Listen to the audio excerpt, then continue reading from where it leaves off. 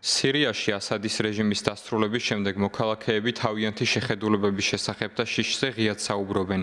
მათთვის ბევრი რამ ჯერ კიდევ გაურკვეველია. მათ არ იციან, როგორი იქნება ახალი მთავრობის საშინაო თუ საგარეო პოლიტიკა, იქნება თუ არა დაცული უმცირესობათა უფლებები და სხვა. ყურადღების ცენტრში ახლა ის რუსული ბაზებია, რომლებიც ჯერ კიდევ სირიის ტერიტორიაზეა განლაგებული. სირიელთა ნაწილი თვლის, რომ ბაშარ ალ-ასადის გაქცევის შემდეგ რუსული ბაზების ქვეყნის ტერიტორიაზე არსებობა აღარ არის საჭირო და რომ ის სირიაში მხოლოდ დესტაბილიზაციას გამოიწვევს.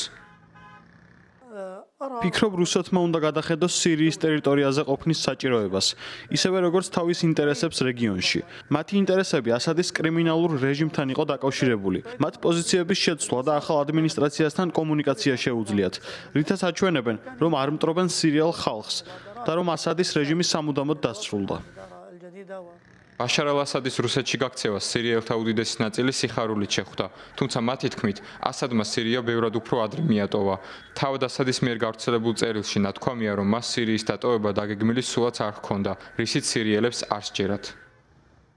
როგორც ჩანს, მას თავიდანვე დაგეგმილი ჰქონდა საკუთარი ცოლ-შვილი რუსეთში გაეგზავნა იმ შემთხვევაში, თუ სირიელები და არმია მას მიატოვებდნენ.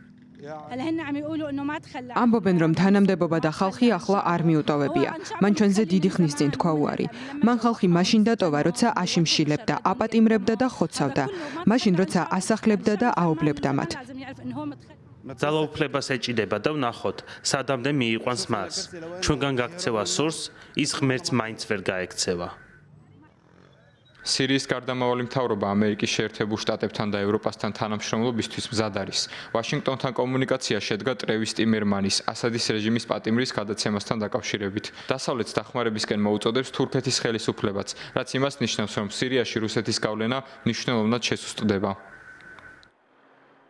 სახელმწიფოებთან უმაღლეს დონეზე გვაქვს პოლიტიკური კომუნიკაცია, რომელიც სარგებელს მოუტანს სირიელ ხალხსა და სირიის მოქმედ ადმინისტრაციას. დასავლეთთან და განსაკუთრებით ამერიკის შეერთებულ შტატებთან წარმატებული პარტნიორობისთვის მნიშვნელოვანია სირიელი ქურთების საკითხიც. ქურთები ამბობენ, რომ პროთურქული ძალების გამარჯვებას შესაძლოა მათი შევიწროება მოხდეს, თუმცა გარდამავალი მთავრობის წარმომადგენელი განმარტავს, რომ სირიაში საზოგადოების ყოველ ჯგუფს სამართლიანად მოეპყრობიან. რაც შეეხება ქურთებს, ეს ხალხი სირიელების ნაწილია. გსურს ამ ჯგუფის უფლებები დაცული იყოს. სირიაში მცხოვრები სხვადასხვა ეროვნების ხალხი ძლიერების წყარო უნდა იყოს და არა სისუსტის. აქვე უნდა აღვნიშნო, რომ ჩვენ არ დაუშვებთ სირიის ტერიტორიის გაყოფასა და სეპარატისტულ მისწრაფებებს. არ დაუშვებთ, რომ სირიის ტერიტორიის რომელიმე ნაწილი დამასკოს მთავრობის კონტროლს მიღმა აღმოჩნდეს. ამერიკის შეერთებულ შტატებთან მოლაპარაკებისას სირიის გარდამავალმა მთავრობამ უარი თქვა რადიკალ ისლამისტებთან თანამშრომლობაზე. პრეს-სპიკერი აღნიშნავს, რომ მათ შეელახეს ამბოხებულთა რეპუტაცია, თუმცა სირიაში ეს მებრძოლები უკვე აღარ არიან.